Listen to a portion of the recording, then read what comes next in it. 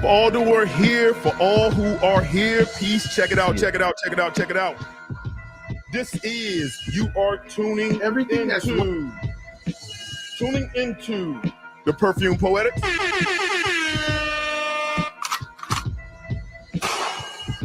I am your guy, one half of the Perfume Poetics. I am coming out of Prince George's County, Maryland. PG County, what's up, what it do? Maryland, what up, what it do? DMV, what up, what it do? I am your guy, EQ, EQ, EQ, EQ.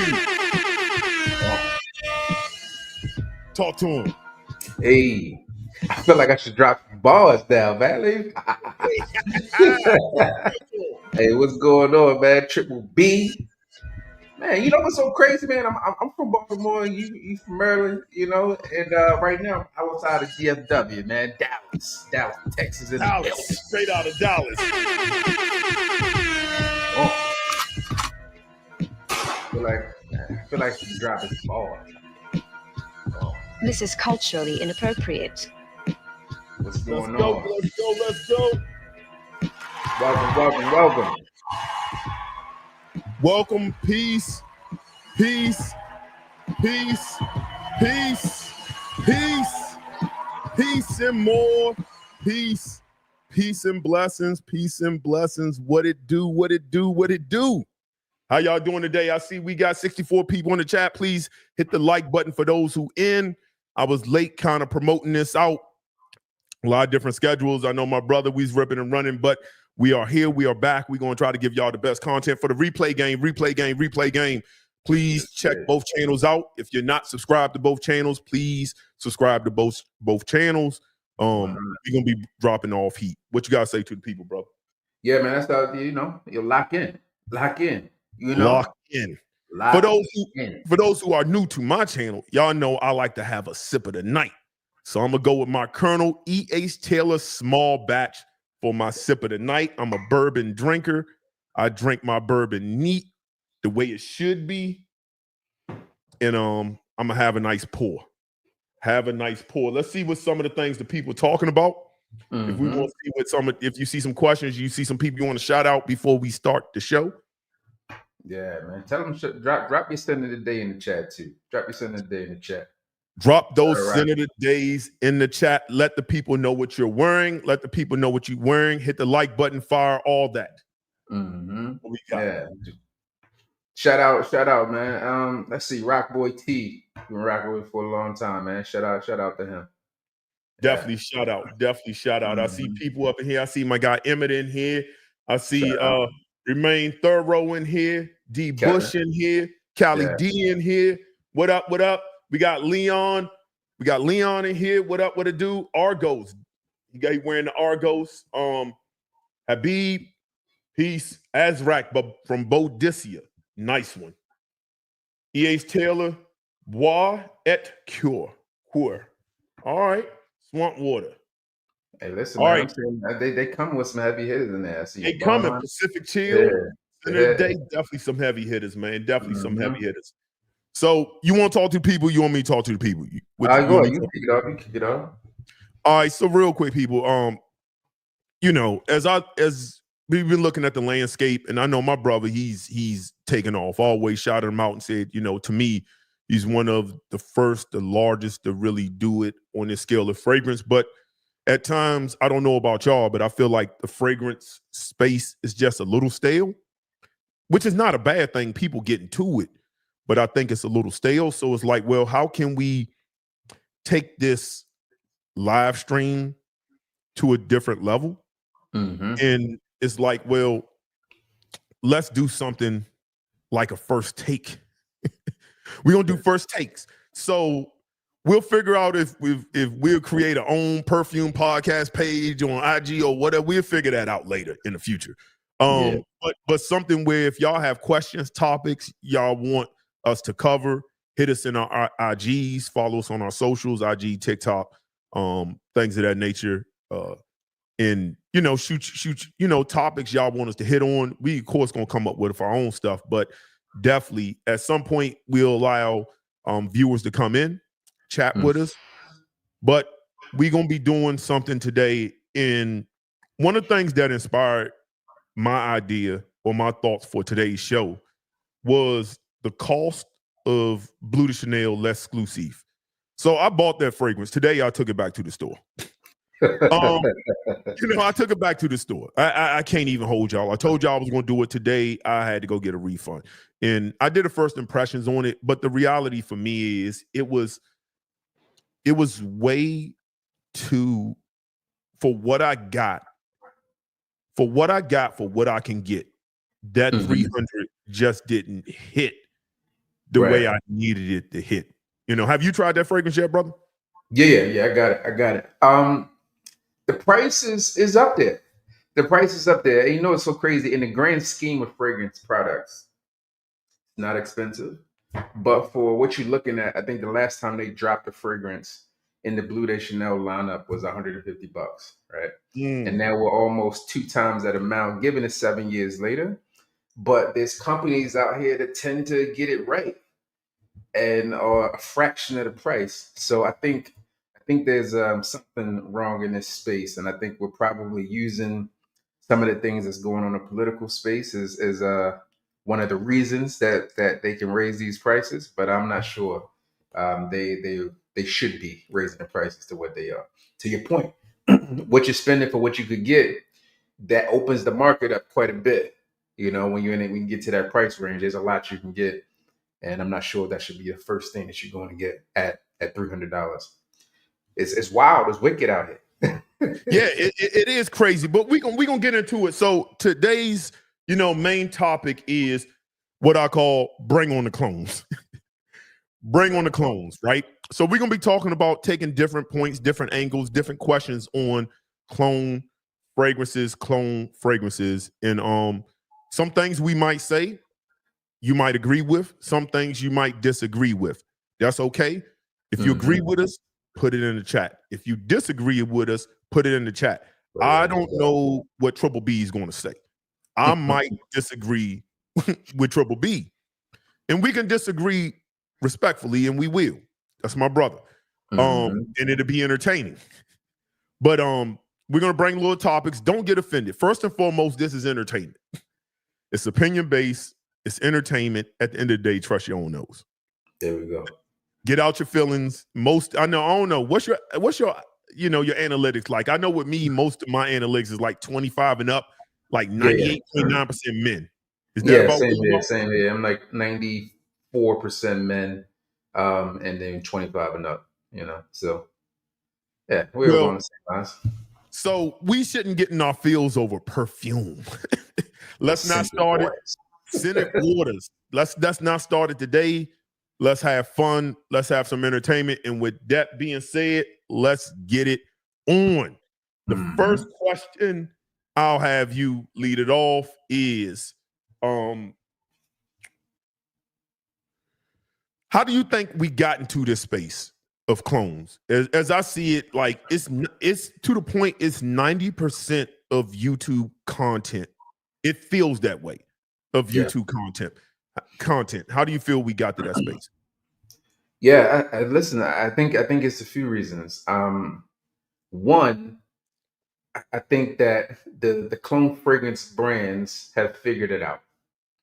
They figured out that they can present products. One, let me say they figured out how to make them better, right? So I think over time, like when I started in this fragrance world, I wasn't into clone fragrances. And then I began to get into them because I got to experience the world of what they were. But they begin to make those better, right? And at the end of the day, people want value for money.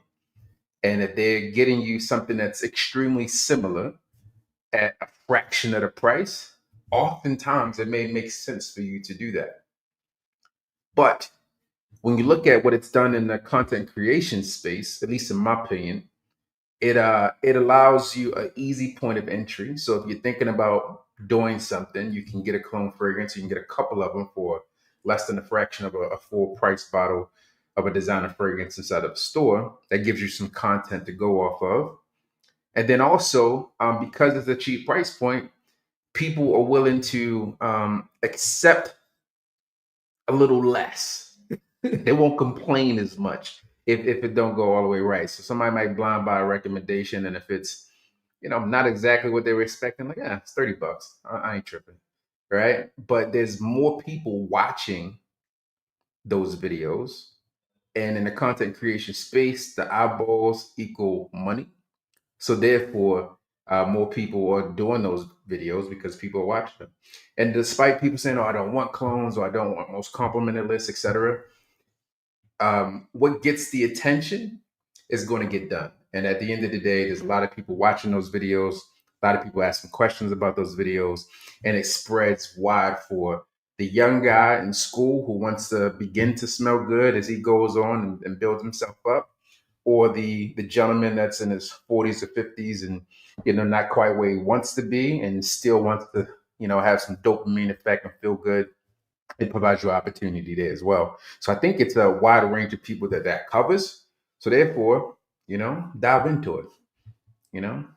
Do your thing. Go off. Absolutely. Right. I can hear that point, but I'm gonna take it to another level.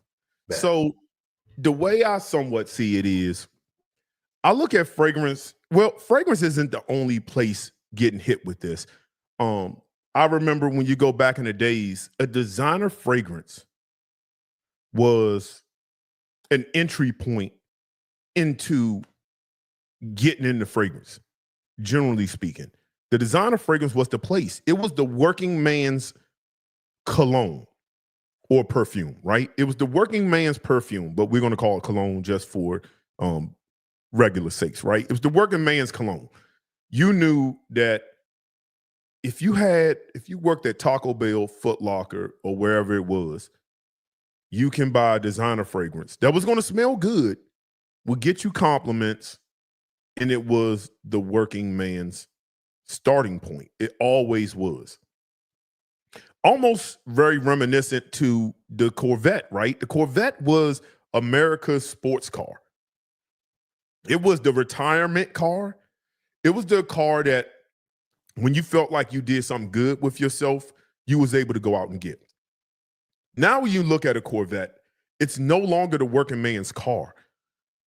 It is now well over $100,000 about time you finish with it. $100,000+ car is no longer the working man's car. And when you look at something like Bleu de Chanel being $300 for what you get with very limited creativity, it is no longer the working man's car or working man's product. It just isn't. So I think that's one. That's one of the effects.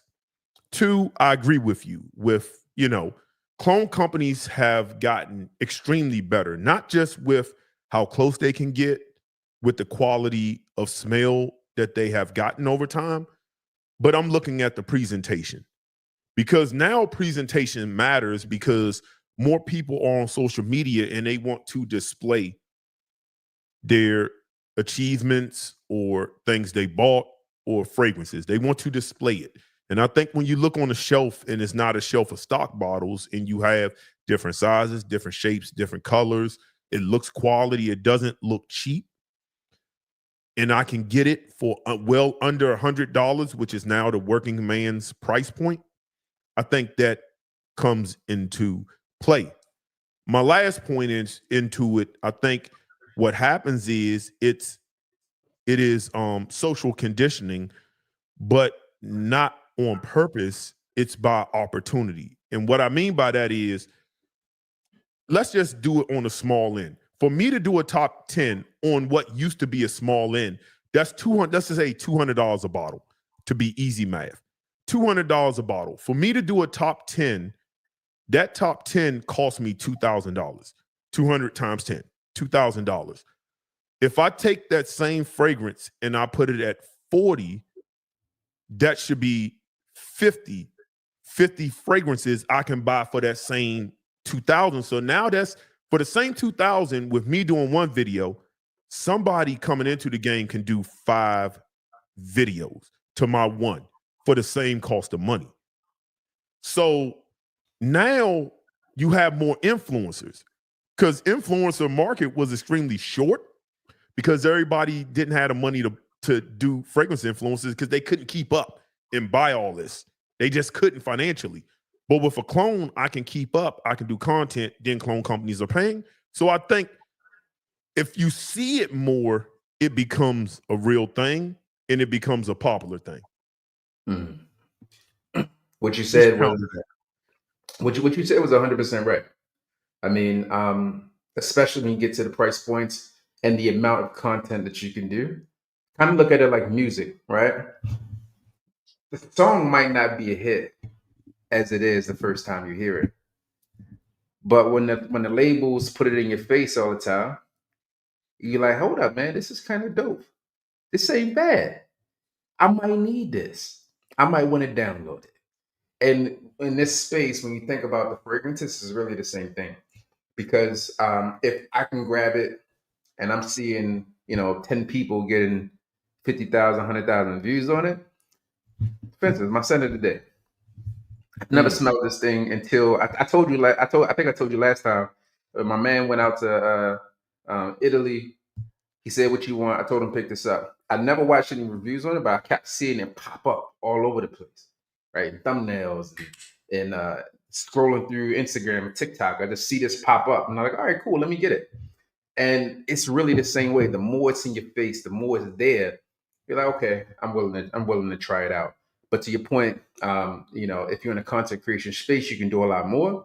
And if you're a consumer into this game, you're seeing like you get more for your value, more bang for your buck, so to speak.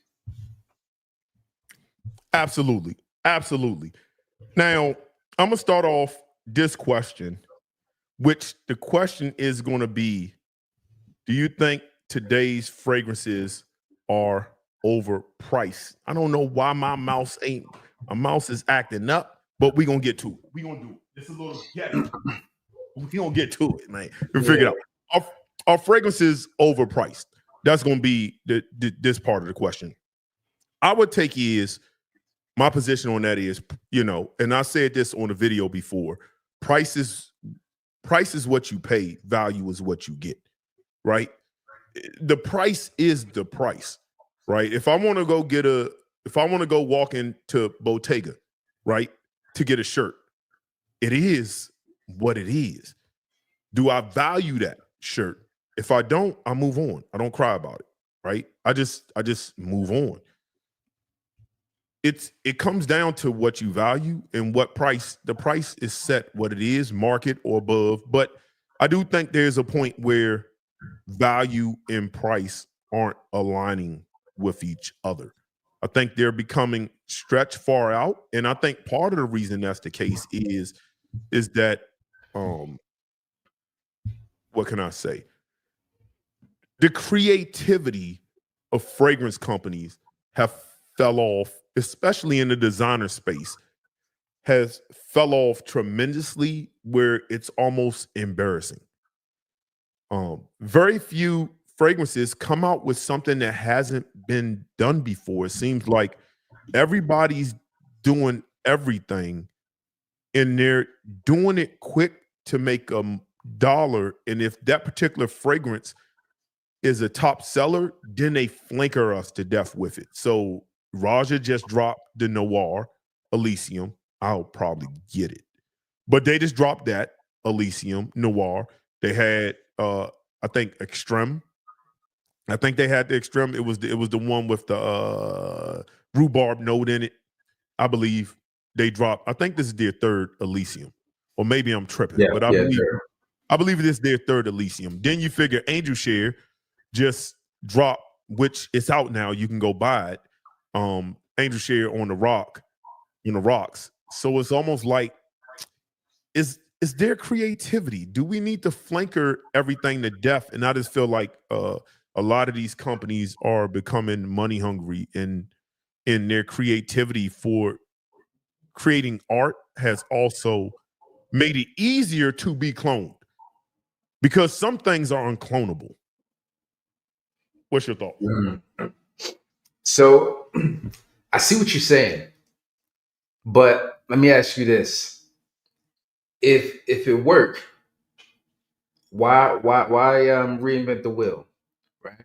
And if we look at it, really, when we think about the niche space of fragrances, that's where they used to excel because it would always be something different.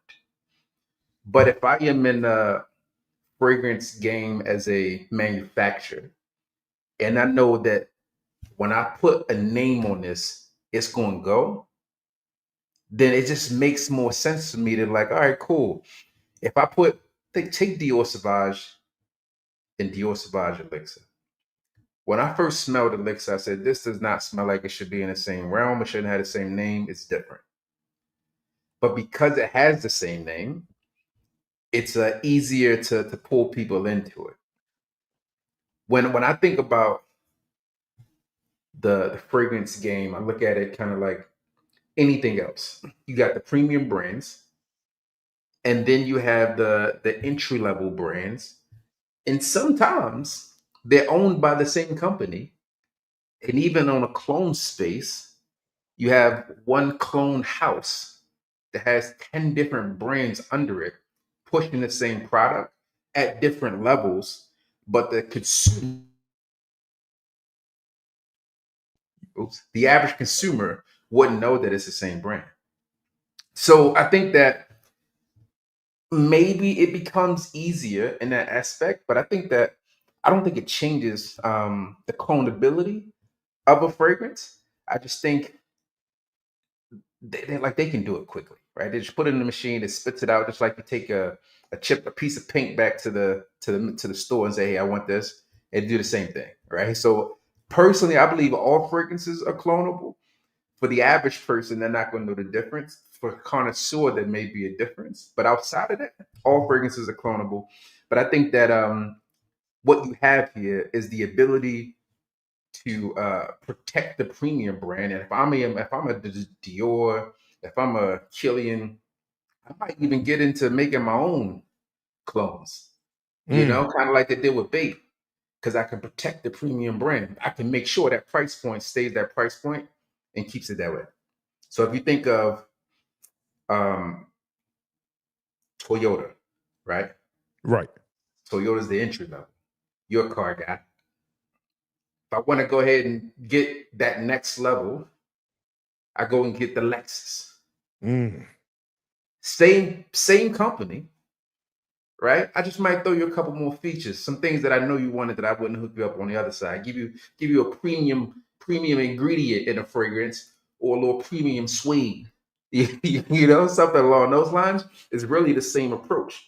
You take Honda and Acura. Honda is the entry level. You control what the entry level price is, and then you go ahead and you make what the premium market, whatever you want it to be. So you can control it across the board, and maybe they are. Maybe they are. Listen, man, I know some. I ain't gonna spill all the beans, but I know some fragrance perfumers who big names who are literally providing things to some of these clone houses. It's crazy. Right. Yeah, absolutely. I'm gonna do what I like in this show because I can blow you up and I can now read the comments. I'm gonna call this the intermission break to the debate, where somebody has a real good points, and there's a couple of points. But I'm gonna try to post it up and we can address it. Fat Boy Finesse, shout out to Fat Boy Finesse. He has a channel. Shout out to him. Give him a follow, show him some love. He said if it costs $30 to make, but the bottle costs $3.50, what are we paying for? In the industry, I mean, that's the real question. Let me take that one first. So there's a few things with that, and I think as influencers, as connoisseurs, we have to be careful with what we say. I even have made this mistake, so I'm not taking myself out of the people who make mistakes realm. We get on these mics and we talk quality and we talk these things when we really don't know what the fuck we're talking about. And what I mean by that is I'll take one note. I'll do one note because I don't want to harp on it. Take Oud, for example. If anybody, there's a good documentary. I think it's like a 20-minute or 30-minute documentary about oud that somebody did. This guy, he went through Indonesia and all over the world trying to find oud. If anybody knows, a kilo of oud is more than a kilo of gold. It is the most expensive raw material that you can get. A tola, this is called a tola. A tola oud can cost you $1,000 depending on the oud you get. You're not putting quality oud and selling a fragrance for $30. The oud would cost more than, that's not happening. We have to stop. We all have to stop. Jasmine is expensive. George Zaharoff came and I did an interview with him. And he talked about going to these fragrance flavor houses and getting stuff. Most of the people, all of us that's in it, because I've said these things too, we get on here and we say, oh, this is of quality, right? We stand on that. We've never bought raw materials. We never bought a pound of raw materials and see how much it costs. I would kind of like defer to the Georges, the Mike from Day 3 Fragrances, who are actually buying raw materials and putting it together and can tell us quality and what's going in there. Because depending on, there's levels to everything in life. There's levels to the jasmine that is being used. It's levels. And you can't tell me that a machine that you can put a fragrance in that's spitting out things is using real oud oil. That costs more than gold. We have to stop with the quality talk. We just kind of have to, because we wouldn't know if somebody put a whole bunch of essential oils in front of us and said, smell this, what you think? Most, one, probably wouldn't be able to identify without somebody telling us what it is. And two, we couldn't tell you how much it costs, and you can put 5 different jasmines in front of us. Things cost. Different cuts of diamonds cost. If you put 20 diamonds in front of you, depending on the cut, where it came from, it's going to cost different. And I think we do that a lot. And I don't know. I think it might be dangerous, but what you think, brother? Let me get you on the screen. What you think? Yeah, I think the quality discussion is different because it could just, quality is like a feeling. Just because you put a price tag on it doesn't mean that it's quality. And what you deem as quality might not actually be that. For example, let's take diamonds. You mentioned something about that. The lab grown diamond game is crazy today. And they come rated, they come in the same VS, VVS, color scale, HG, whatever you're looking for is there.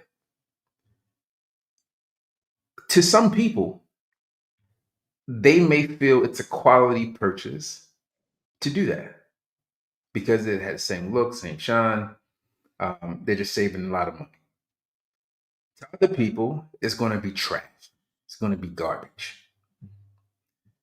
There was a time in my life, I had a guy I was talking to, and I was much younger then, and we were talking about watches, and he said to me, "Diamonds are for women." Right? And when you think about that, in some spaces, a Richard Mille could be quality, but to somebody who doesn't know any better, they might think that this is more quality than that, but it's not. So I would say the quality discussion is really up for debate. Like, you think about it in meats. You got a Walmart, meat versus a meat that you can get from a butcher, right? It's just different in terms of how to go. Let's call it Walmart versus grass ended. You know what I'm saying? It's different how you show up in that space. So I would say that the quality discussion is really just depends on the person and what they deem is important. If it's important to you to have less ingredients in terms of chemicals inside of the fragrance, then that might be a quality look for you. it's just the smell in itself, then that could be quality, even though it comes with a smaller price point. And on the oud discussion, just like anything else, whether you're talking Ambroxan or Ambrofix, or the differences that you have there from a natural ingredient to just the chemical compound of it.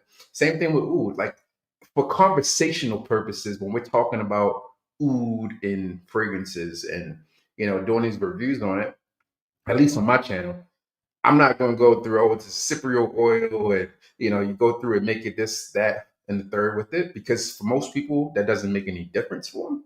But I would say, just in generally speaking, depending on who that person is, what you may deem as quality may not be an important factor for me in terms of what quality actually is, and that's up for debate.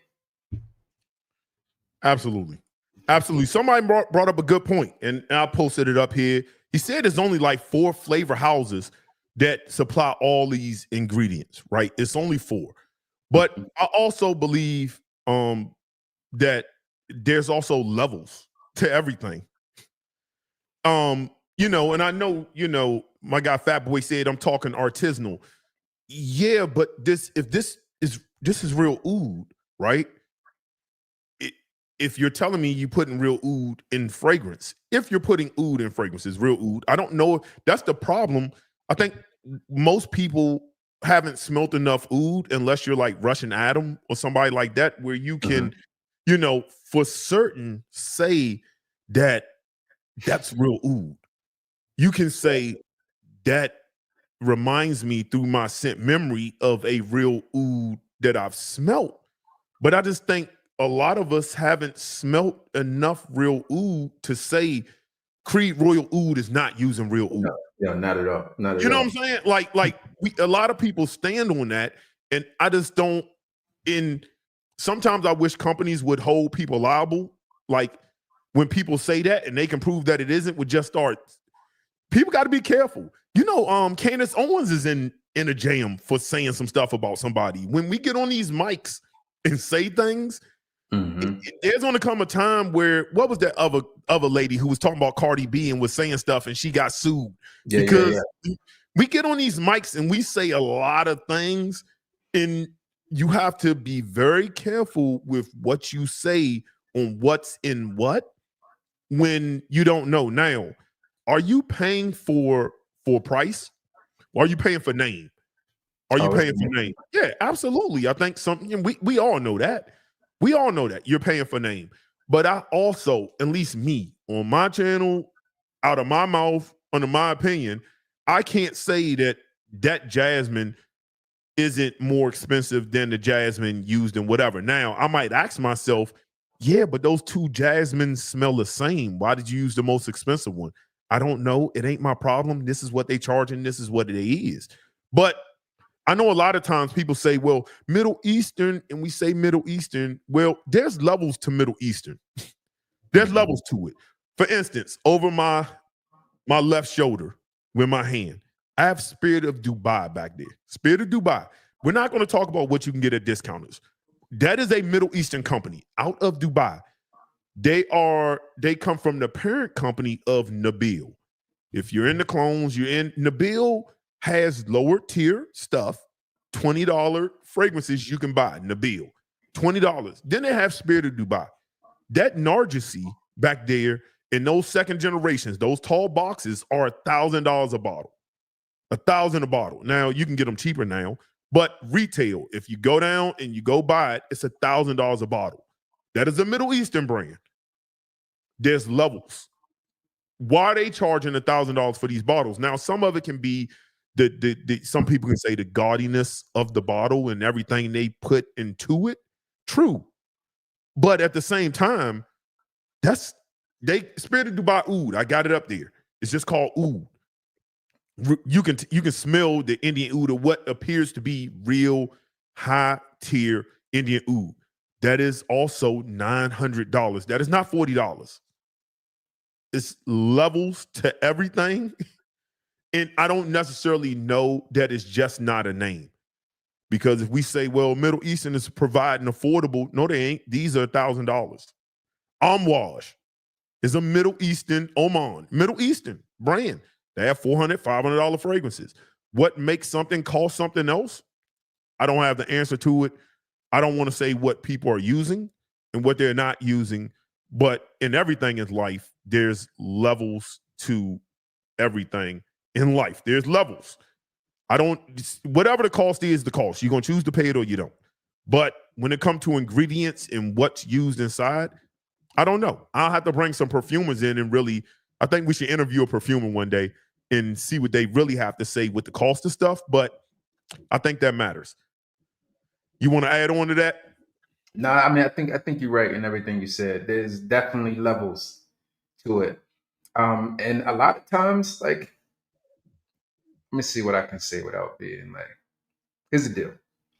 Some of these, like the clone fragrance market is a big business. It's big business. But the crazy part is that just in the conversation that I've had with some of these Middle Eastern companies, some of these are just hobbies. Like you would think like a 250, 300, $400 million a year company for some of these people are like you're all in. But it's just like, hey, I like fragrance. This is a passion project. You know what I'm saying? So if I could go ahead and, and take my take on it and bring something to the world and, make some money while I'm at it because I'm a good business person, then that's what I'm going to do. And I think that that's something to consider as well, because these people have like these fragrance brands have like multiple companies under them. You know what I'm saying? Like, and they are using some fragrances from the same places, and maybe some that are not. But I think they're all putting their spin on things, and I think there's a space for each one of them to exist. You just got to know what you're getting when you're getting into it. Absolutely. That was that point. Let's see what else we got here. Fact or fiction?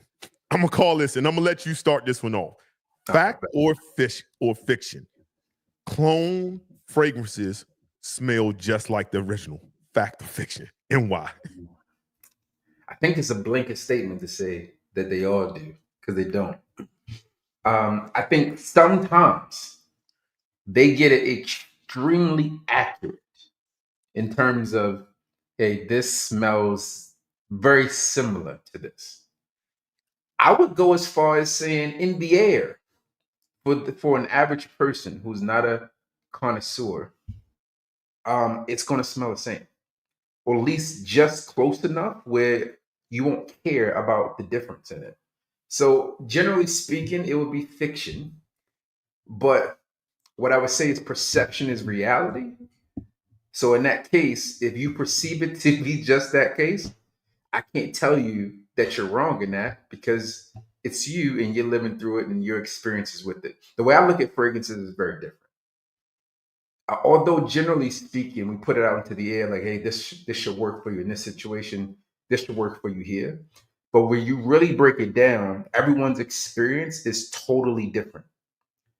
From the pH balance that you have when you spray the fragrance, to how your receptors pick it up, to what your environmental elements might be like. All of those things change how the fragrance is perceived.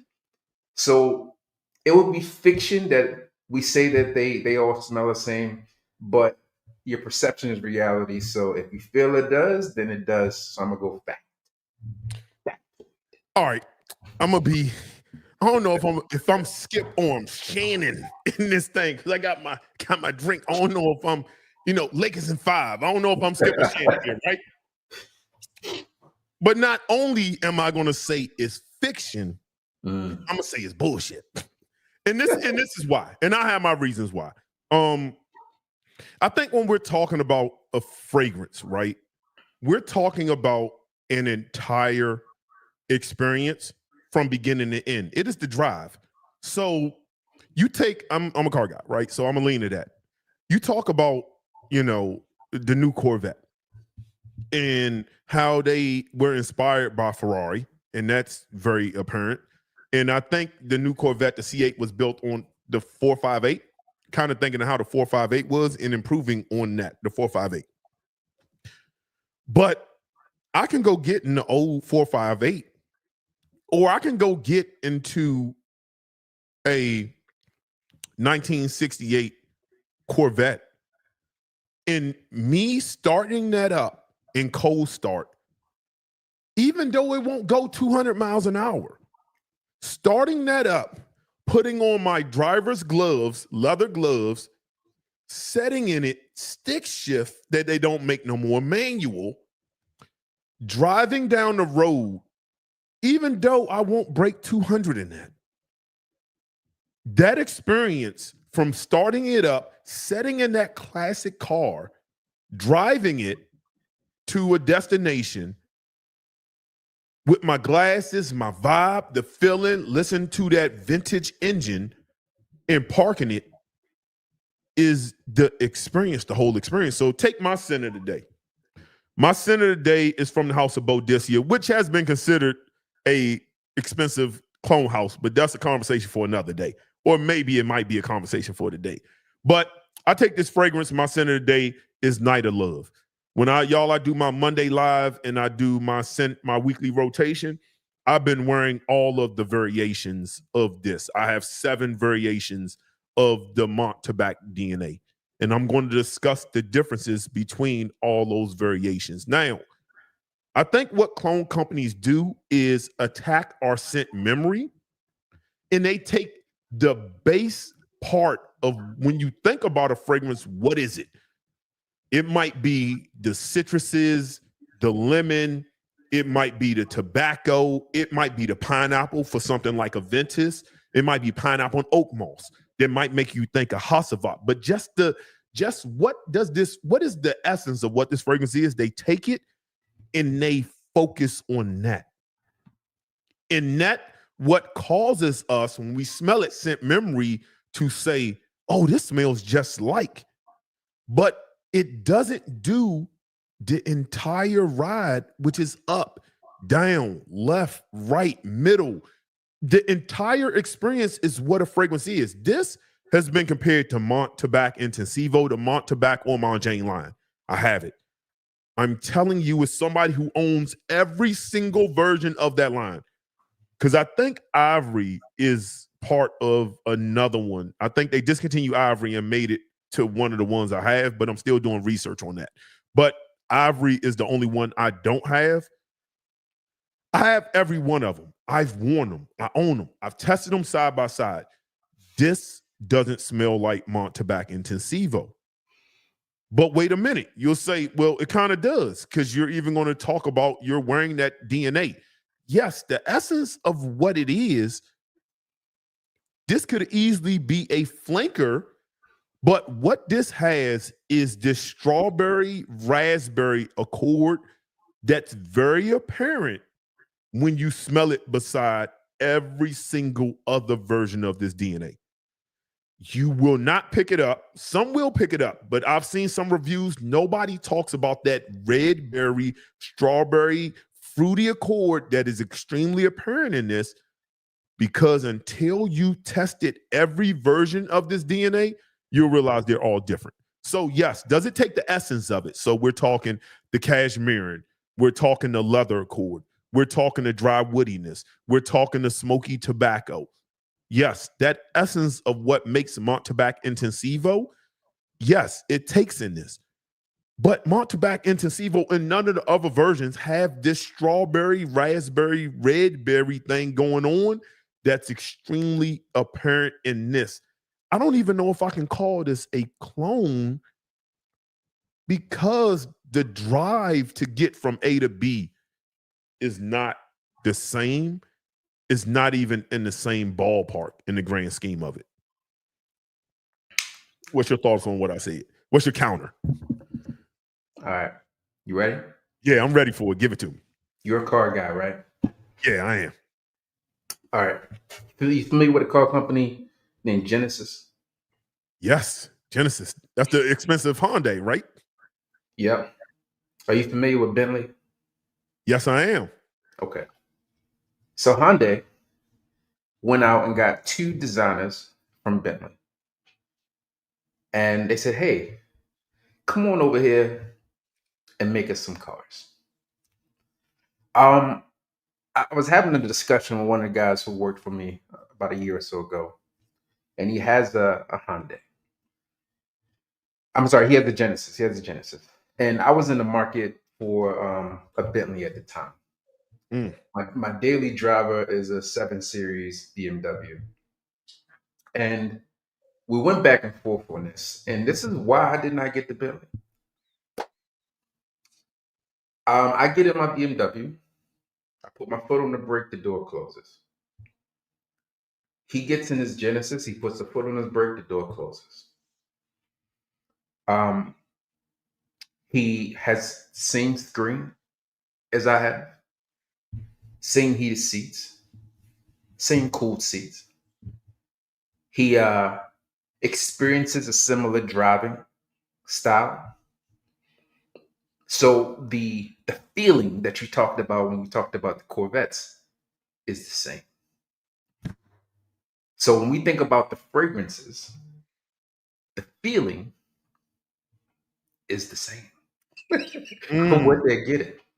So there would be nuances and subtle differences, but the extra $130,000 that I paid for my car, is it worth it for what he paid for his car?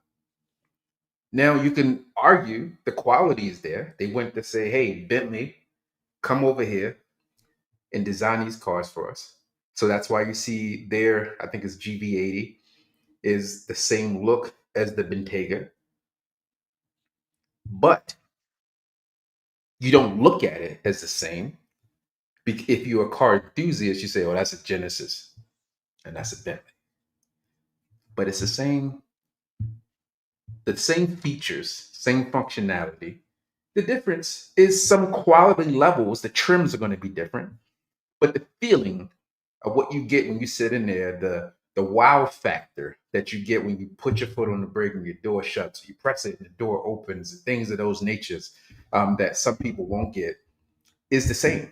So I would say, you know, you're buying the emotion, the brand, the name versus just the features that you get.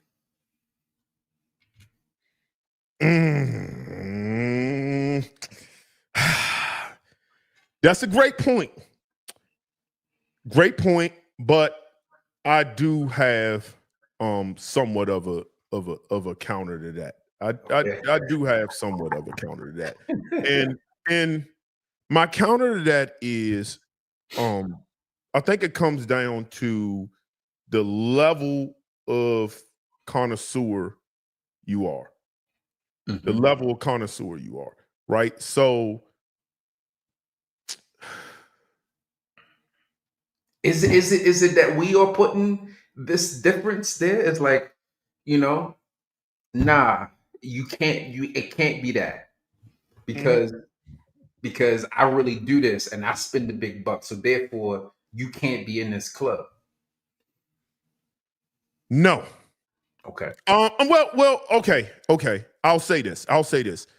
Value is all going to be based on individual person and where they are in their journey, right? Where they are in their journey. So we'll take Whiskey Reaper was in here, and I'm sure he can attest to this, right? Somebody who's not into bourbon, I can give them a bottle of E.H. Taylor small batch and give them a bottle of Jack Daniels 14 up there. Most people will taste it. They'll get the same drunk. If they drink enough, they might vomit, but this is good stuff. This don't really give you the headache, the inducing headache that you're going to get, right? So it's the good stuff. They will get the same drunk. They might get the same buzz, get the same feeling when smoking a cigar. But for a person who's been doing it long enough, they will say that Jack Daniels has this banana note in a lot of their whiskeys that these other brands don't have. It's like their signature thing. And if you know, you know. And if you don't know because you're on a novice level, that's fine. But when you know better, you do better, right? It's like when you know better, you do better. And you can have cigars. Another thing I like, and you can have all Honduras cigars from Honduras, and they'll smoke differently from the first to the mid to the third. It smokes differently. It tastes different. The same way with notes that you'll take a fragrance and you'll look at the notes. They'll be all the same notes in the same way, but it smells totally different. I think the ride and the journey for somebody who's been, if you're doing it long enough, depending on what your motivation is, what your why is, I think there come a time where you can say, I know the difference when I'm eating a filet mignon and a New York steak. They both come from the beef. They both come from the cow. But I know the difference when I'm eating a filet mignon. I know the difference when I'm eating a skirt steak. And you can also taste the difference when you have Wagyu. It doesn't taste like Sizzler. You know what I mean? It doesn't taste like you went to Applebee's and got a steak. I think, and yes, Wagyu costs more, and you could say, wow, it costs more. But when you have dry aged beef and you're eating it, pause, it's just some things I think some things you just have to face the fact for what they are to a certain degree. It doesn't mean it's not good or it's less than, but I think there's a difference there. And if somebody's just getting in the car, test driving it, sure. But then you start owning it. And then you go to your BMW dealership, and when you go in there, they got coffee for you. There's an experience there that you pay for. They got water. In the Mercedes dealership, they got water, they got drinks, they got the good snacks there. You might go to Genesis dealership, they might just have some water and some plain coffee and some old crusted donuts. But the seats are different. It's the entire experience from customer service to everything. I just think is different. I had a Tahoe, and I've also owned a Cadillac, Escalade. Same platform, but they were different. Even when they both had the ride, it just there was a difference, and I don't think it was in my head knowing that I was driving an Escalade. It was just a very, even when I walked into the Cadillac dealership, there was just a different experience. And I don't know. I think some things are different. I mean, it comes down to the person, but I think there are some differences there, some differences. And if you got one more thing, I'll let you end on that note. We'll go to the next one. I know you got a counter. Go with it. Listen, you know what? I think you're right in that experience, right? In that experience, I was just talking to somebody the other day, and they were talking about I forgot what car they had, but they were like, "Oh yeah, when I go to the dealership, it's just I got to get a ride back." I'm like, "Oh, when I go, they give me another car." You know what I'm saying? So I get that, but I'll leave it at this. I think the differences is really on us, right? Personally, I feel like it's that we care. Right, we care about it, so therefore there has to be a difference. I'll put it in. You mentioned steak. Every year, I buy people who on my team or work for me, etc. This popcorn. It's called Burkos popcorn. It's marketed as the world's most expensive popcorn. It's $5 for one single kernel. It goes up from there to $6,500 for 10. So a person who is looking at it, it's going to look like just a caramel popcorn, right? Like you went to a store, got a bag of caramel popcorn. But in those instances, you have to tell them this is not that. The salt is flown in from here. This caramel is here. This butter is this. But for the average person, they're not going to care. They're not going to know a difference. And if we have to put that much explanation into what makes it different, then it's not different. Good one. Somebody said that let me see what this comment is. We keep saying that the average person, but the average person about smelling good. Yes. But here's the thing. and I like that. I like that for the intermission transition. Is here's the thing though, and I'm talking to the fragrance influencer. Do the average person care? Yeah, no. But do you let people dictate your movements? I don't know about you. I don't really let people dictate my movements. It's almost like if somebody's like, I know we're in this match energy culture, right? It's like if you be rude, I'm gonna be rude. If you tough up, I'm gonna fight. But I think there's certain times where matching energy, or it's like I can't let another man dictate my movements, right? So yes, the average person also likes McDonald's. It's a multi-billion. It is probably the most popular thing out there. The average person. I don't eat McDonald's. I don't touch it. I don't touch McDonald's. The average person likes McDonald's. So does that mean that McDonald's is quality food and quality burgers? No, I don't think so. And I think sometimes in life, when you know better, you do better, right? I think when you've, and I'm not putting this on fragrances, but I'm thinking just in general, it ties in. When you know better, do better. So if I'm on camera and I know better, I don't think I need to respectfully dumb myself down. I can be relatable. I like that, the word relatable, but don't mean that I have to forget all the knowledge I have and dumb myself down like I don't have the knowledge I have just to appease the sensibility of others. I think if I know better, I should say better, and people are going to like it or they're not going to like it. I know you, Fortune, where you 500, 100? Who you? 100. Yeah. That's so your money. Technically Fortune 50, but yeah, but at the end of the day, you're a money man. You have knowledge in the money game, and if you were giving people, you have access to information when it comes to even money. Even with this, me and you talk a lot, like business. The whole we talk a lot. People don't know that we talk just outside of just the fragrance content and just growing in the space. You have knowledge. For me to be like, to dismiss that, or you to act like you don't know what you know when talking to me, I think is also cheapening the conversation. Do you lower yourself down to what people don't know because you figure the average person is watching the video, or do you bring people up to what you know? And I don't, that's an individual thing. Yeah. I like to bring my audience up to what I know and tell them the mistakes I made, instead of saying, yeah, just buy everything, just buy stuff. I'll be like, well, I made dumb decisions just buying stuff. I don't think you should buy stuff. So I'm gonna get on my channel and say, don't buy stuff. And I don't know. I don't know. I think it's a good conversation, and I kind of like how we left that. I think that was a good comment. That was a good comment. So I know one of the questions without looking at it is, do you, and I'll let you start this one off. Do you think fragrance creativity is dead in today's space? I don't think it's dead. I think the audience dictates what we get, though.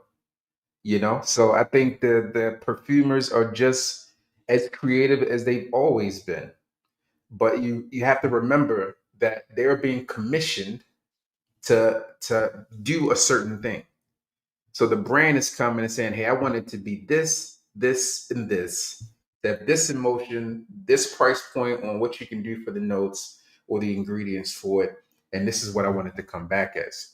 I think the perfumers are just as creative as they always been, but the brands are seeing what's working and just staying there because they want that next Sauvage. They want that next I don't know, Lamore. You know, just depends on what it is. So I think the perfumers, if given the task to be creative, they'll be super creative, right? But I also see that there are people like Day 3 who have shown creativity in their fragrances, and they're doing it at a less expensive price point than you're getting from like a Bleu de Chanel. And I would, if I had to guess, because I don't know the difference there, if I had to guess, I would likely say that Day 3 is probably using a higher quality ingredient, if I had to guess. So I don't think that the creativity is dead.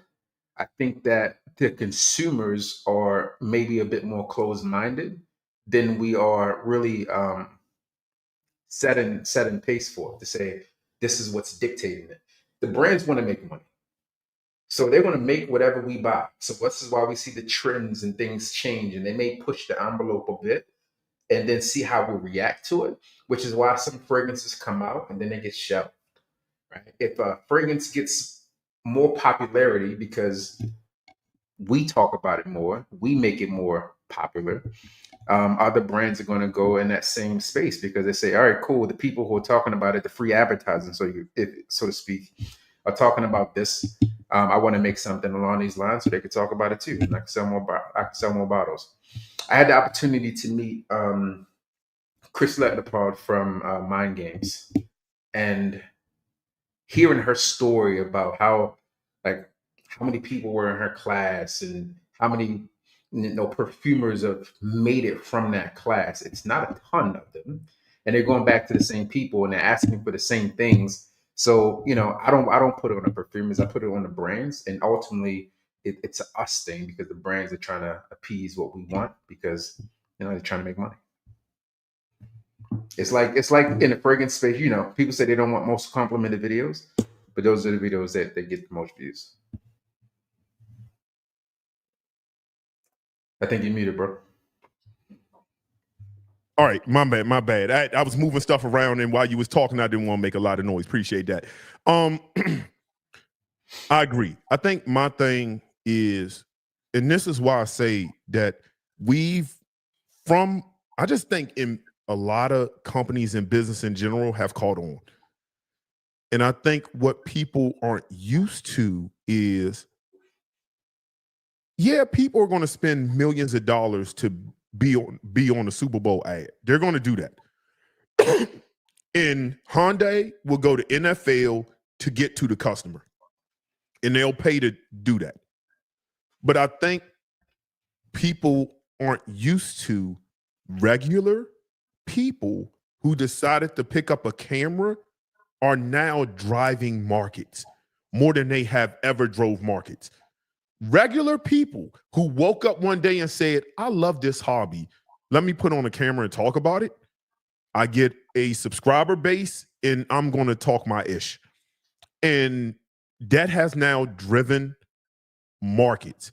And companies are now paying attention to these fragrance influencers. And when we want to bring it back to clone companies, they're saying, what new fragrance is coming out from what brand? Are they popular enough? Is it enough for us to spend the money to create a can we find a void?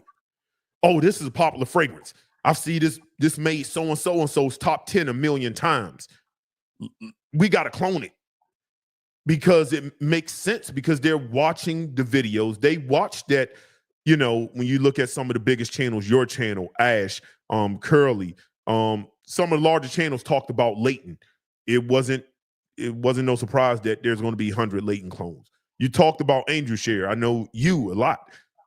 There's no surprise that we had 1 million Angel Share videos, but I think that come from them looking at algorithms, looking at what's being discussed, looking at what's driving the needle, looking at what fragrance is getting the most views and saying, aha, that's it. We're going after this one. Mm-hmm. There's the reason why, Tigar has been cloned several times, or Ventus, is because fragrance influencers or influencers in general from the tech space, video game space, things of that nature are driving markets so much that now companies are now flying these influencers out to be at fragrance release parties, fragrance events, early smelling releases, PR bottles, all these things. We're regular people at the end of the day. We wake up, put our socks on a lot, like everybody else. And I think that's also drives the hate because somebody looks at it and say, well, I'm not doing that. Or why are you getting that? Or why are you getting bottles? Or why are you, then it turns in, it has to be a bad thing. It has to be shilling because influencers are driving markets. So when you get to the creativity's down, I think creativity is down. I think when you start talking indie brands like Day 3, Chris Collins, Savoir Faire, fragrances, these small indie brands. I think indie brands will keep doing what they do, but those are also the brands that companies are not looking to clone either, though. Mm-hmm. Brands they're looking to clone are your designer brands, your mid-tier and high-tier niche fragrances that have little to no complexity. That's just absolutely easy to clone. And I think that's just kind of, when I say the creativity is down, I think even those brands now are just being lazy because they are also getting involved in the influencer market, and they are letting us drive and the audience drive. It is the influencer market is the quickest way from my bottle to the customer to pockets. It's like I can touch the customer quicker by using influencer, and it's very quick. Yeah. Triple B, can I send you a bottle? I can offer to pay you this much for licensing and exclusivity. Can you talk about it in the top 10? Sure. We can work it out. What's your kind of, what can I do? What can I do? All right, cool. Let me do the video. Boom, straight to the customer. Yeah. And it cuts the middleman out of dealing with the politics of lawyers and everything else to a certain degree. Mm-hmm. It does. It does. And it's a trick. It's a tricky game, man. It's a tricky game. No matter how you look at it. But I think it's tricky. Yeah. It's tricky. Yeah. Let me see what the next part. That was a good one. That was a good topic. I kind of touched on the influencer market drive, and I didn't know if you want to add it to that, but I think I'll add to it. All right. Here's the deal. So I think there's a few ways you got to look at it. At least I won't say you have to do anything, right? but just breathe. There's a few things. There's a few ways to look at it. I think most people that I've come across, at least had conversations with, get into this because they're passionate, right? They're just passionate. They like it. Trying to find ways to subsidize a passion of theirs, and if they can get a free bottle, cool. I think it's different when you become a figure in the space, so to speak, right? Because you have to show up for the people who are your core, right? And then you know that more eyes means more money. So now you're trying to attract new people. And then fragrance brands and other brands will reach out to you with offers, and you have to make decisions on who you want to be at that point. The influencer space, it can range greatly. There's people who understand the business aspect of influencing and get a nice bag off of it. There are people who may be bigger and don't understand the business aspect of it and just get the free bottle off of it. But to your point, what these brands are looking for is how to convert inventory into cash.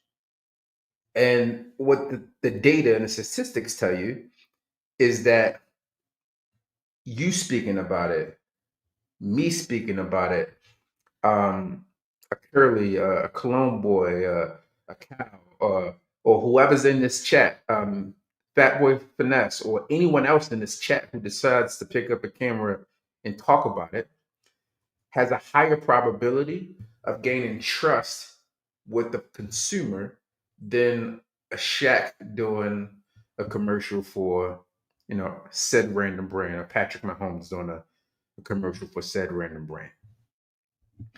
So I think as they connect and figure out who to tap into, that's one thing. But outside of that, I think you gotta just as a consumer in this space, understand that there is a business aspect to this. So, do your due diligence. I think I've always mentioned this, do your due diligence and figure this portion of it out. But I think most people are coming into this knowing that if they tarnish their brand by being deceptive, then it kills what they came in for, and it also kills their earning potential down the line. So yes, there is a a game that comes along with it of trying to talk about the hottest thing, the latest thing, and be first to market on something. There's that aspect of it, but there's also people in this game that just want to, you know, do their thing, be respectful, respect what they came in for, respect their audiences, etc. So, is there space for people for brands to do better in terms of letting people know what they're doing? Yes. Is there space for influencers to do something better to let people know what they're doing? Yes. But at the end of the day, I think that we drive the market. I know this is a long way for me to get back to what you asked. I think we drive the market, but don't realize that we do, and we have as much power in the space as we do. Long-winded, but that's where I'm at with it. You on mute again? You on mute?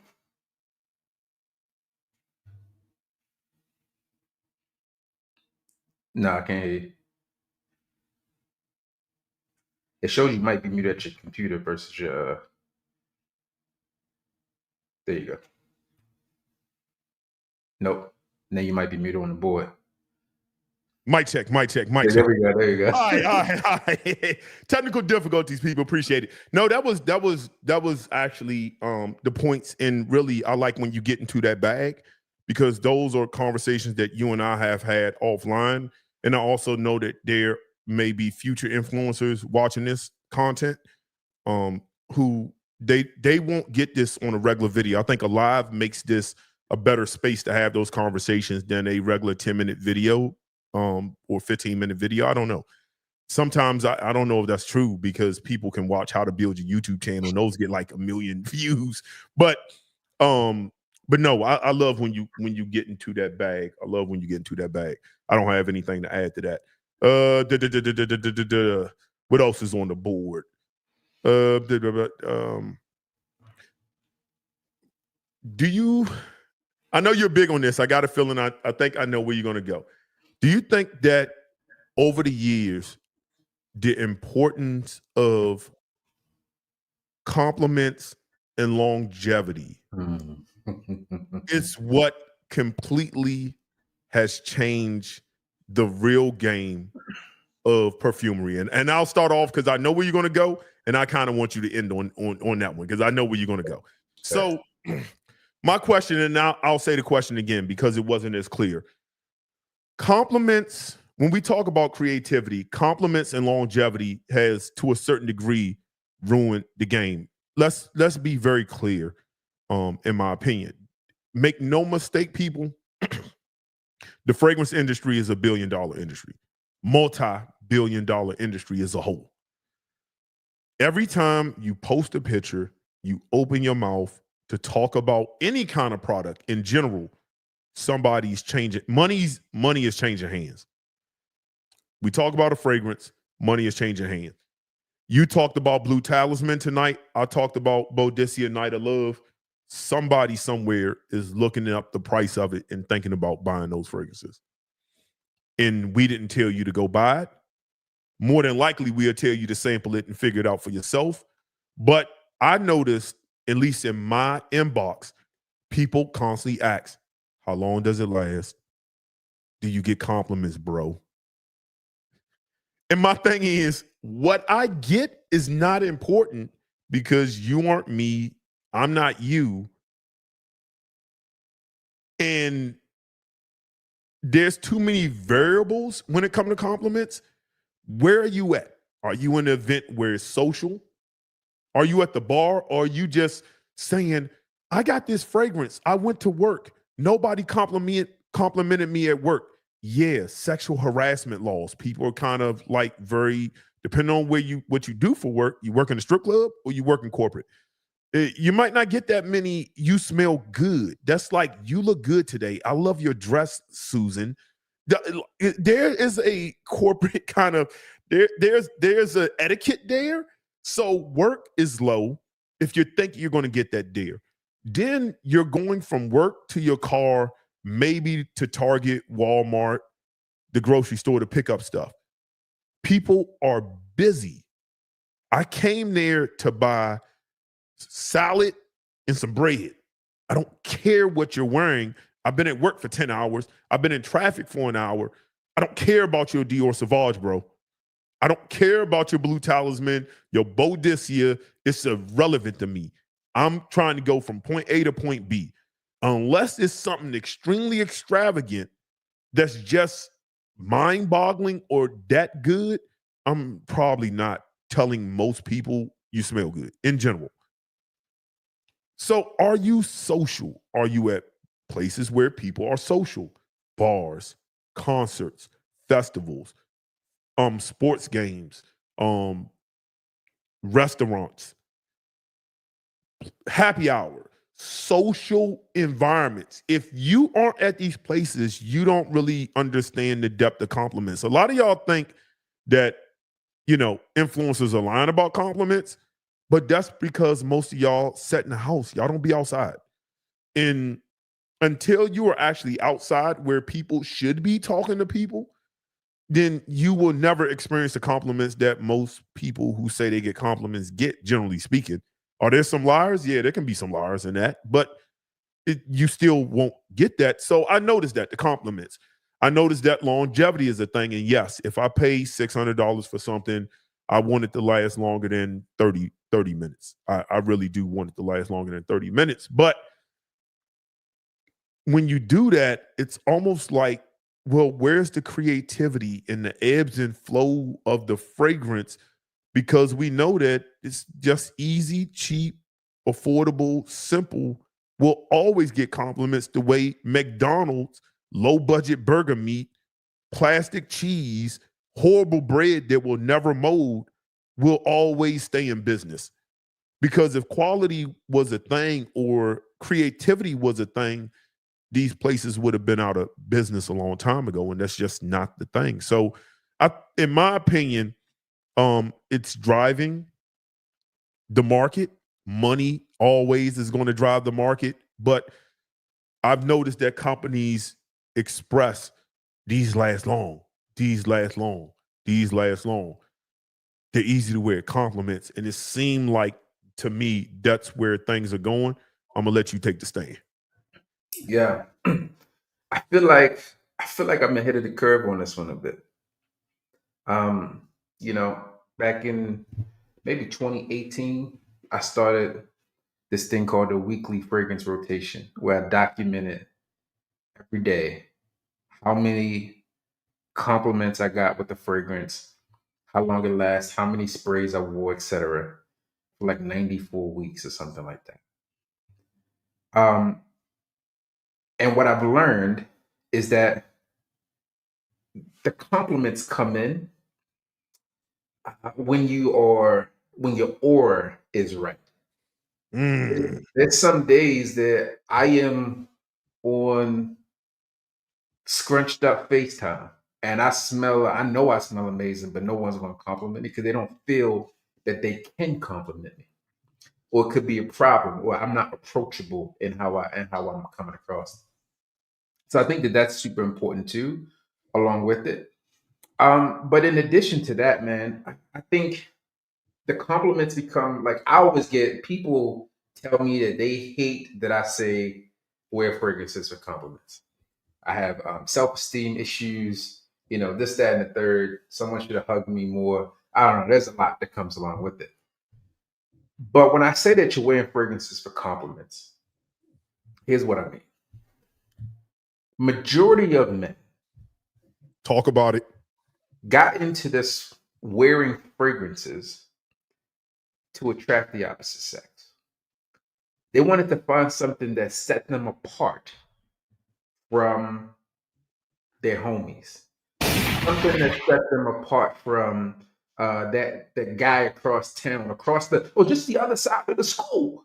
They wanted that, and the fragrance compliments makes a difference because if you smell great, you have a higher probability of women being more receptive to you. So when you're thinking about it in those spaces, that's really what it's about. Like if you go into a blank browser, go to YouTube, like go incognito, so none of your history is there. Go incognito. Go to YouTube or Google, type in fragrances for. That's what people are searching for the most. And what you'll see is fragrances that get laid, fragrances that attract women, fragrances that get compliments, fragrances that, X, Y, and Z, best for whatever time of the year it is because it's going to be variable. That's what people are wearing fragrances for. So you have, I think it echoes more in this space because we're here and there's so enthusiasts, so to speak, who wear fragrances for the art, for the passion, for the love of what the story is behind these said stories, behind these brands, is what they're here for. But the bulk of people, the average Joe, Mark across the street, they're here to show up and smell better and outdo. They want to put the whole look together. And that's a part of it. So yes, when I say wear fragrances for compliments, you want to have the best chance of showing that you are the best option if you're in the market. Or just reminding your spouse that you are that guy. That's a part of it. And that plays a huge role for me. Like, when I'm wearing a fragrance, I don't want to put a fragrance on that's going to deter my wife. I want to put a fragrance on that make her get close and snuggle up. You know what I'm saying? Like, so those are things that I'm talking about. For people who are not into that, hey, that's your thing. But like I told you, man, studies show 68% of men are wearing fragrances for the same reasons that I just mentioned to you.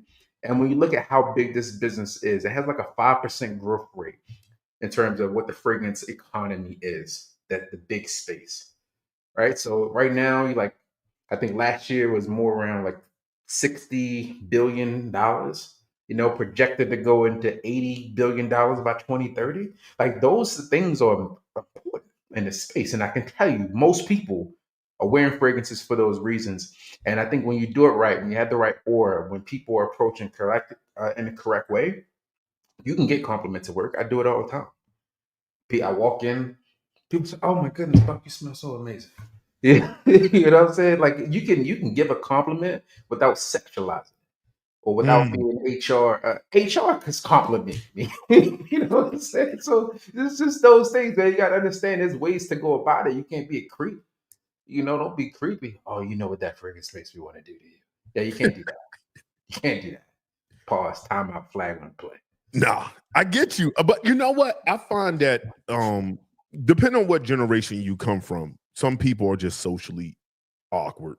They don't know how to really converse with people, to get out and converse with people. Just, always say, I think fear of rejection, fear of a lot of things stop people from talking to people. Like, we're from a different generation.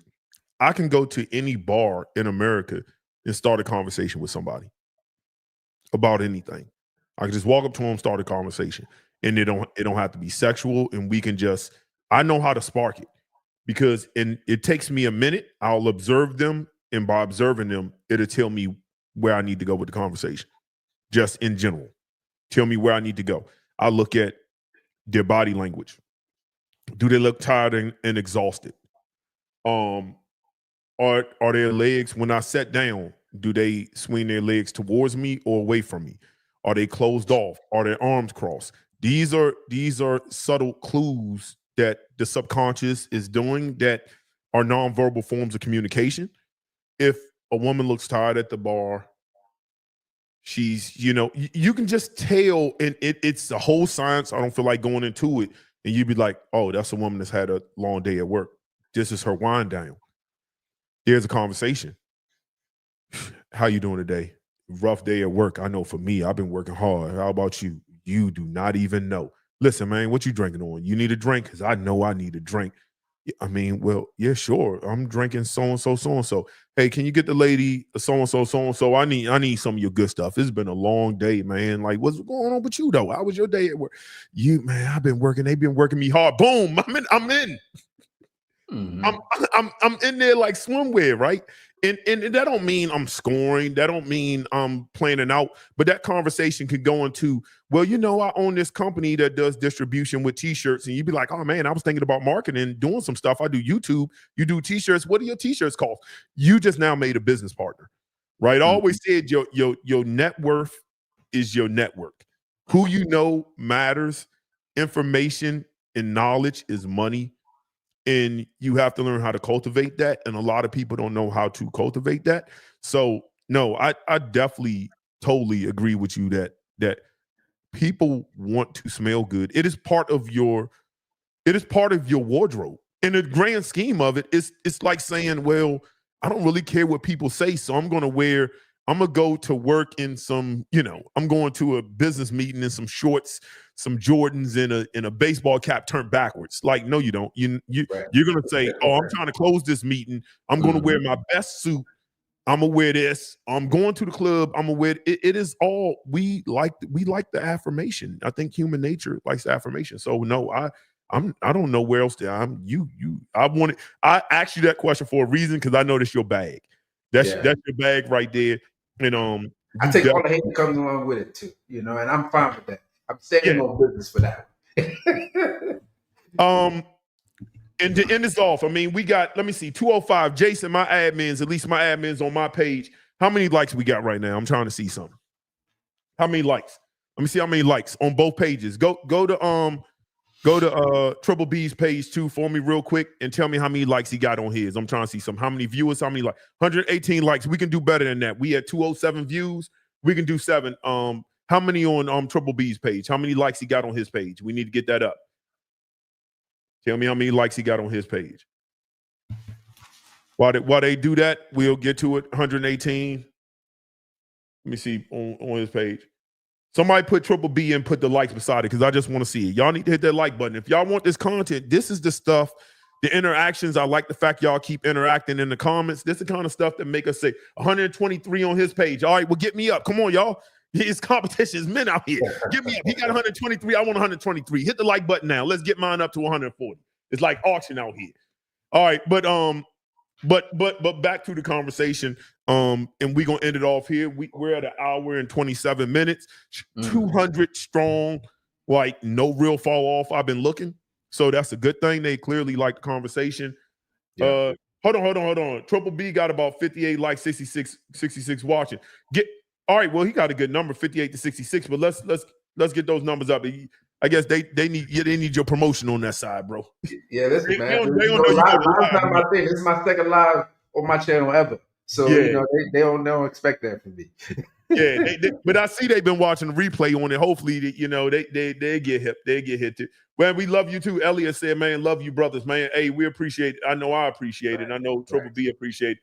Appreciate the chat. I see a lot of that going on. All right, we're gonna have the last question.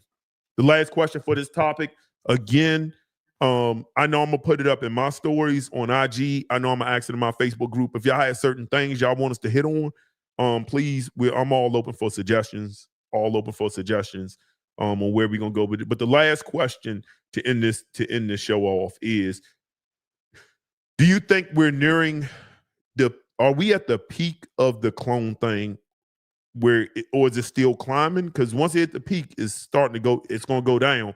Do you think we're still going up, or do you think we're leveling off, or do you think we're at the peak? Where do you think we are when it comes to clone fragrances? No, I think we are just scratching the surface of what it's going to be.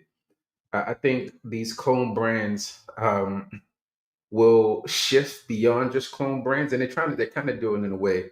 They will shift beyond just clone brands into bigger, well-known brands for the things that they're doing for themselves in this space. I think you'll also see them in stores, like a regular store.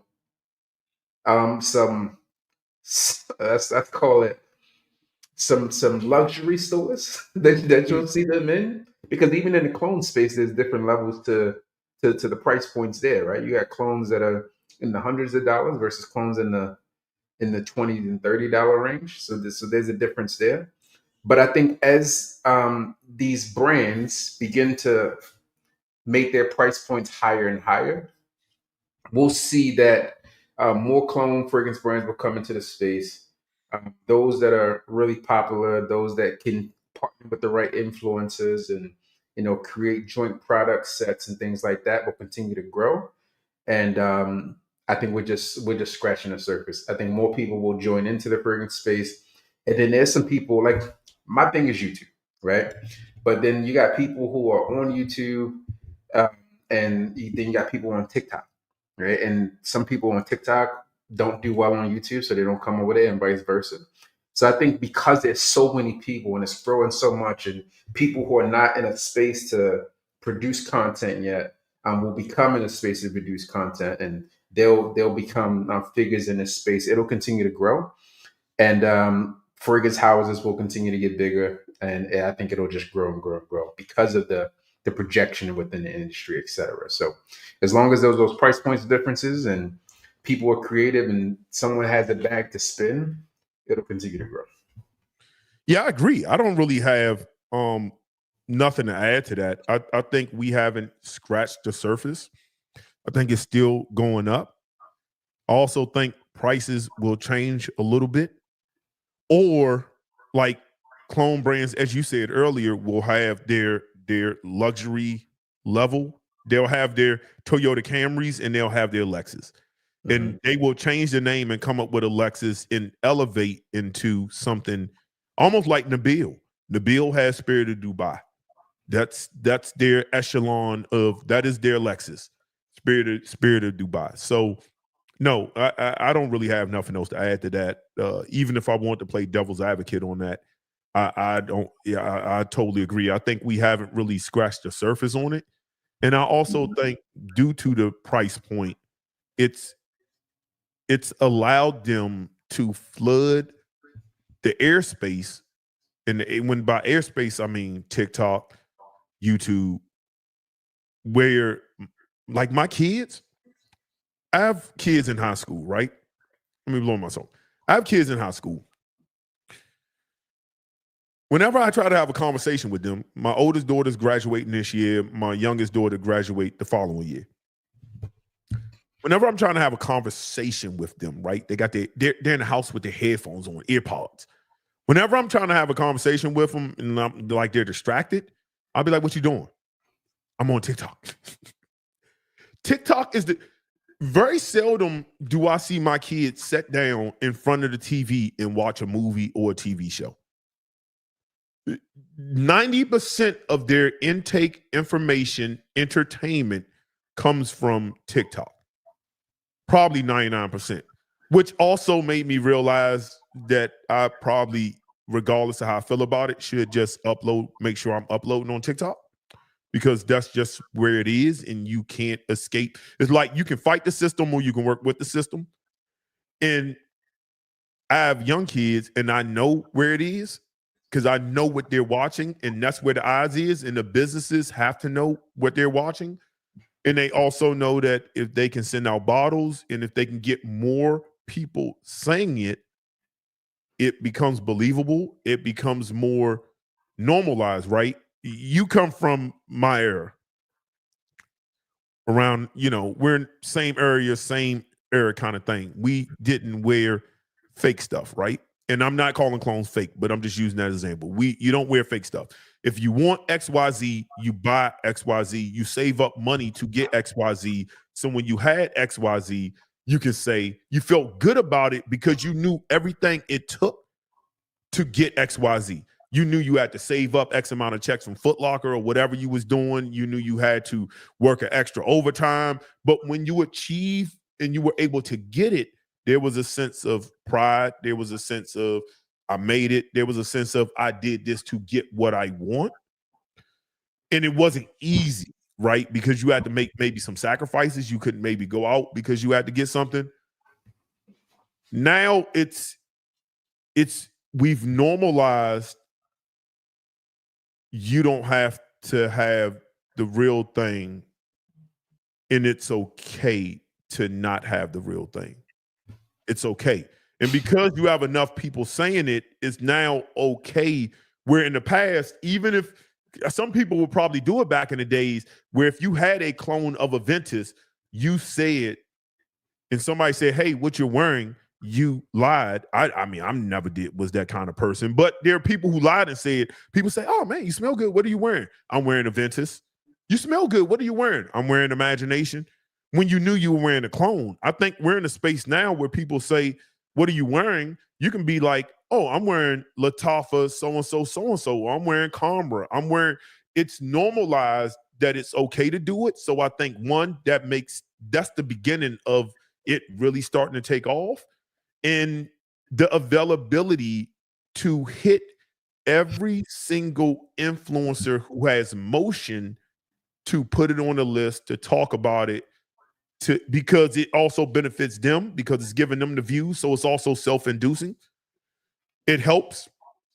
And I think everybody benefits from it. I don't really care much for the Robin Hood behavior. Like, oh, these niche companies, I'm Robin Hood, so I'm saving you by talking about these clones. F them. I think it's all bullshit.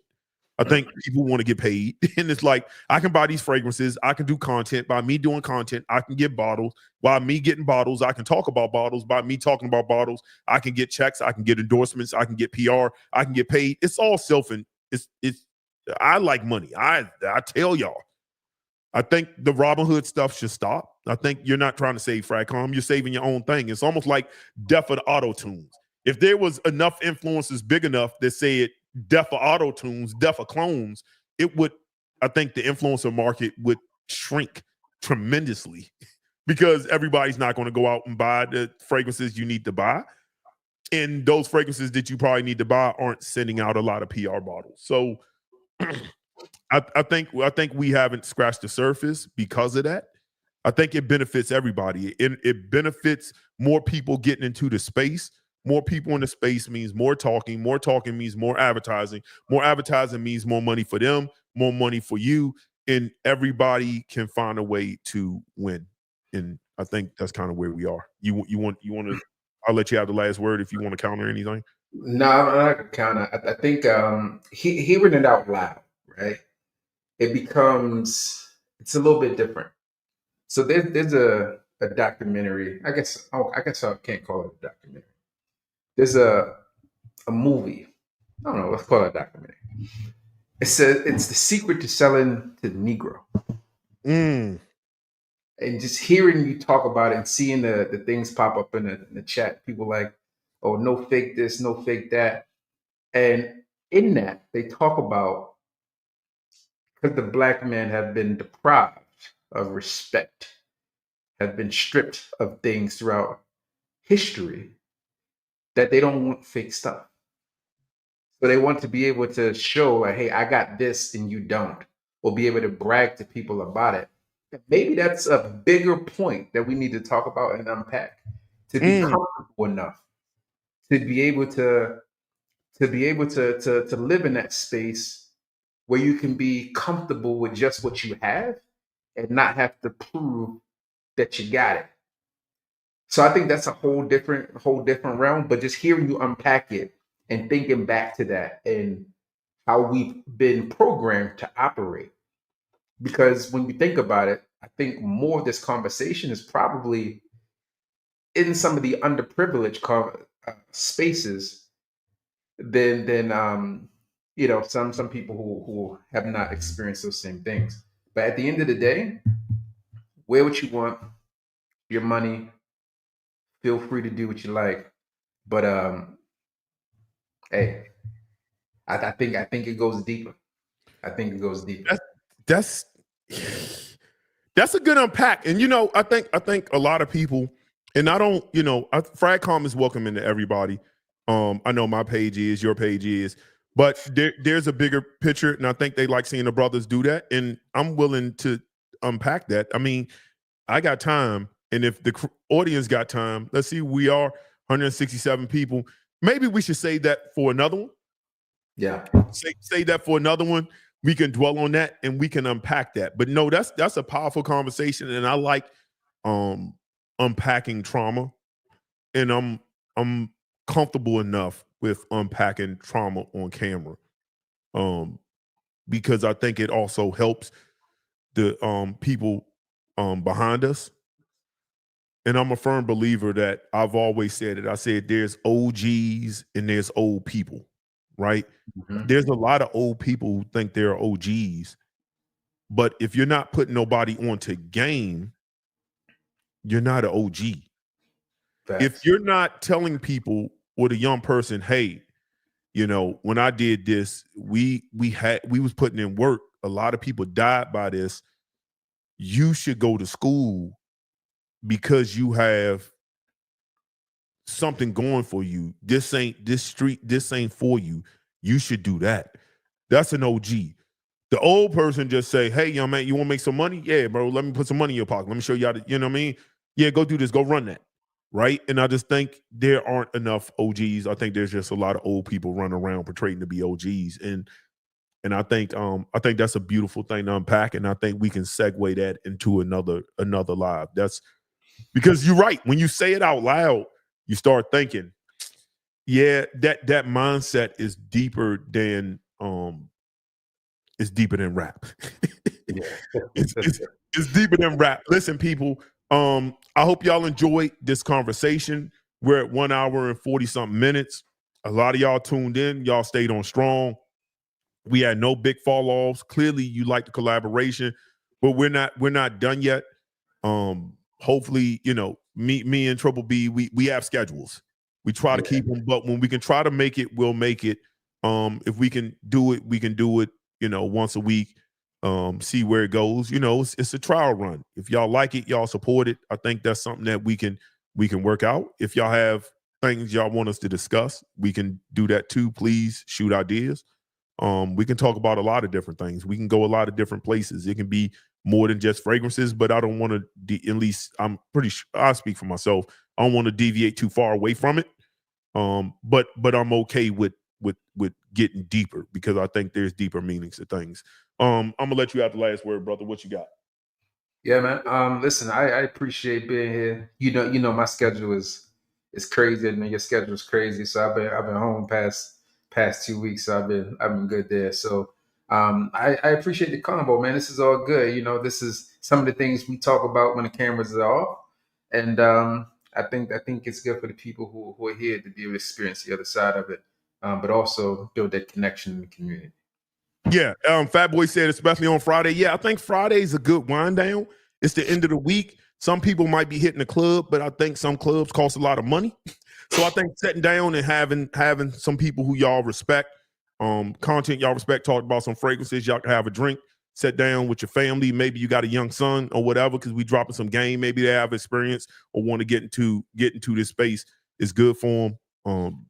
Yeah, but I will Fat Boy one of these too, bro. I will Fat Boy one of these too. So I don't know, how we work all that out, or we'll figure it out. Yeah. Fat Boy, he'll get with you. We'll make that happen. And again, this is just we're trying things out. I know me and Triple B talk on what we can do, how we can do it. I know I'm with a brother who's done a lot of things and always thinking progressively in his own channel. If y'all seen his content from when he 2017, 18, the content now was totally different. Weekly rotations, he started that. You have to give your credit to there. That's just what it is. So when you start looking at that, we plan on bringing a female co-host. So, and I know who that is.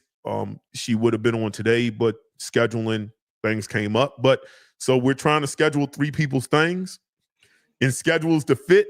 But we want to bring y'all good conversation and not just everyday top 10s, even though we can easily give y'all that too. It can be a mini verse sense. But other than that, I don't have anything else to say. Listen, we love y'all. I know I appreciate the support.